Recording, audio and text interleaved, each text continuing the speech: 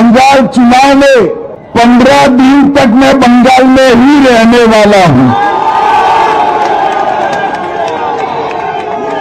आप सभी के साथ बातचीत करने का बहुत मौका मिलने वाला है, मगर मैं आज यहां आया हूं हमारे चारों प्रत्याशियों के नामांकन के लिए और विशेषकर शुभेंदु अधिकारी के नामांकन के लिए मैं आया हूं। चुनाव के पहले ही करीब करीब समग्र बंगाल का मेरा दौरा हुआ है। बंगाल में के कोने कोने में, कलकत्ता जाइए, दुर्गापुर जाइए, उत्तर बंगाल जाइए, हर जगह पे एक ही आवाज है, इस सरकार को बदल दो, ममता बनर्जी को बाय बाय टाटा कर दो। मैं आज बंगाल की पूरी जनता जो टोलबाजी से त्रस्त है,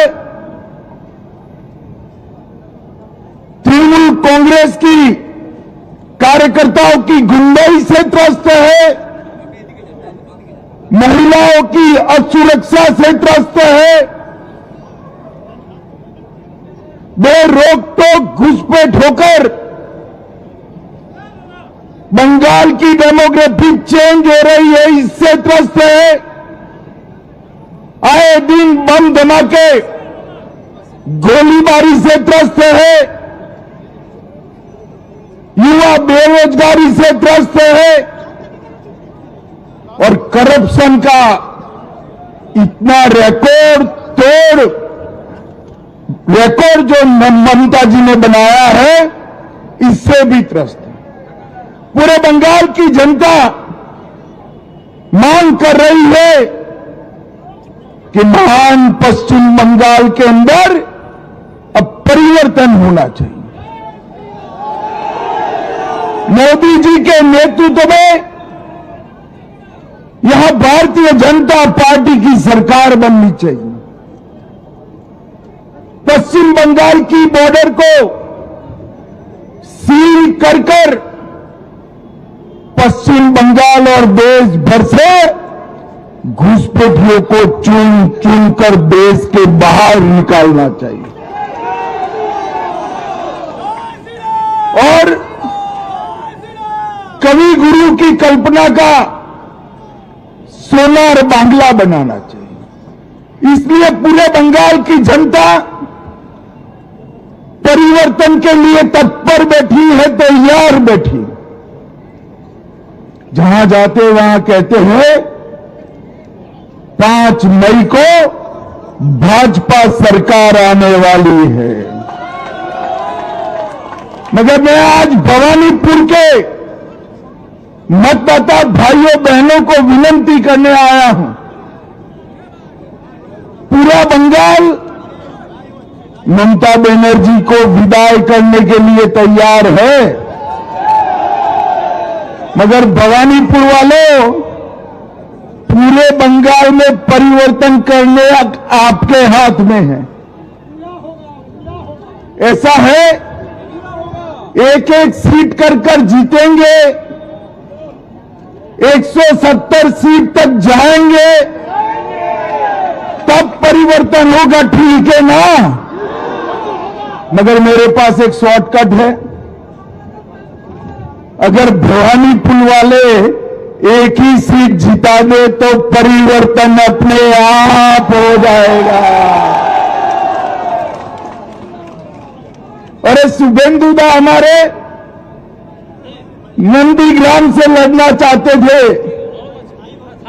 मैंने शुभेंदु दा को कहा था कि सिर्फ नंदीग्राम नहीं, ममता के घर में जाकर उसको हराना है। और इनका रिकॉर्ड है, गत चुनाव में ममता बंगाल में सरकार तो बना पाई थी, मगर ममता दीदी नंदीग्राम में शुभेंदु दा के सामने चुनाव हार गई थी। इस बार ममता जी पूरे बंगाल में भी हारेगी और भवानीपुर में भी हारेगी। आज सुबह कुछ पत्रकारों का फोन आया कि वातावरण तो बहुत अच्छा है, बंगाल की जनता चाहती है कि ममता बनर्जी चली जाए, तृणमूल के गुंडे जेल में जाए, भाजपा कार्यकर्ताओं की हत्या करने वाले को चुन चुन कर जेल में डालना चाहिए। तो मैंने बोला भाई तकलीफ क्या है? तो उन्होंने कहा टीएमसी के गुंडे वोट नहीं करने देंगे। मैंने कहा है इस बार कोई डरना मत, कोई गुंडे की औकात नहीं है जो बंगाल के वोटर्स को रोक पाए। इस बार भय मुक्त होकर वोटिंग करना है और सिर्फ हराना नहीं है टीएमसी को, मूल समेत उखाड़ कर बंगाल की खाड़ी में फेंक देना है।